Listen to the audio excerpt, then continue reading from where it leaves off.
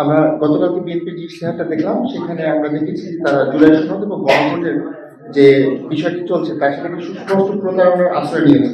আপনারা জানেন যে জুলাই সনদ বিষয়ে ঐক্যমত্য কমিশনে বৈঠক হয়েছে এবং বৈঠকের পরে যে জুলাই সনদ গৃহীত হয়েছে, সেই সনদে সুস্পষ্টভাবে বলা ছিল যে উচ্চকক্ষ কিভাবে গঠন হবে সেটা নিম্নকক্ষের ভোটের অনুপাতে।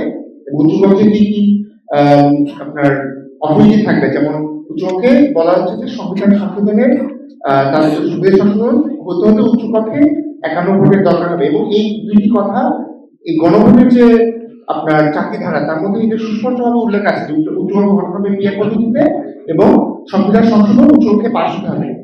কিন্তু আমরা এবং বিএনপি কিন্তু অফিসিয়ালি এই হ্যাভোটের পক্ষে অবস্থান নিয়েছে, তারেক রহমান নিজেও বলেছেন হ্যাভোটের পক্ষে। কিন্তু বিএনপি গণতান্ত্রিক ইশতেহারে তারা বলেছে তাদের যে সংবিধান সংশোধন বিষয়ক প্রতিশ্রুতি, সেখানে তারা বলছে তারা উচ্চকক্ষে আলংকারিক ভাবে রেখে দেবে, অর্থাৎ তারা উচ্চকক্ষে শুধুমাত্র উচ্চকক্ষের যে তালিকা সেটা আগে প্রকাশ করবে না, উচ্চকক্ষের কোনো ধরনের কোনো বিল সংবিধান সংশোধন সহ কোনো বিল আটকানোর কোনো ক্ষমতা থাকবে না।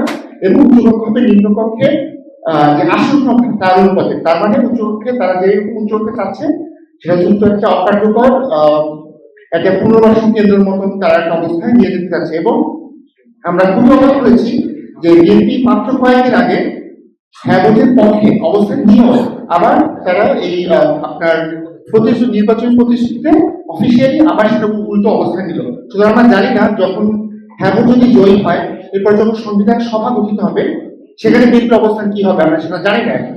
কারণ এখানে তারা হচ্ছে প্রতারণার আশ্রয় নিয়েছে। একই ঘটনা তারা ঘটিয়েছে আপনার দুজন পিএসসি গঠন নিয়ে। আপনারা জানেন জুলাই সনদের দুজন পিএসসি গঠন নিয়েও ঐক্যমত্য কমিশনে একটা সিদ্ধান্ত হয়েছে এবং সেটাও কিন্তু গণভোটের প্রশ্নে উল্লেখ আছে যে সাংবিধানিক সকল প্রতিষ্ঠান জুলাই সনদ অনুসারে গঠিত হবে।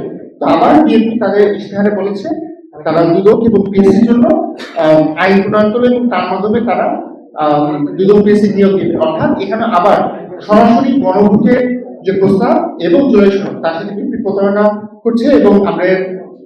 এবং আগেও দেখেছি যদিও বিএনপির শীর্ষ নেতা তারেক রহমান বলেছেন হ্যাভোটের পক্ষে, অনেক নেতারা কিন্তু হ্যাভোটের পক্ষে সরাসরি ক্যাম্পেইন করতে রিল্যাক্টেড। এবং আমরা দেখেছি যে প্রকাশ্য এবং গুপ্তভাবে বিএনপি নেতাকর্মীরা মাঠ পর্যায়ে না ভোটের পক্ষে ক্যাম্পেইন করছে। আমরা এর তীব্র নিন্দা জানাই এবং বিশেষত এই ইশতেহারে জাতির সামনে তারা যে সম্পূর্ণ সংস্থার বিরোধী অবস্থান নিল এরা নিন্দা জানাই।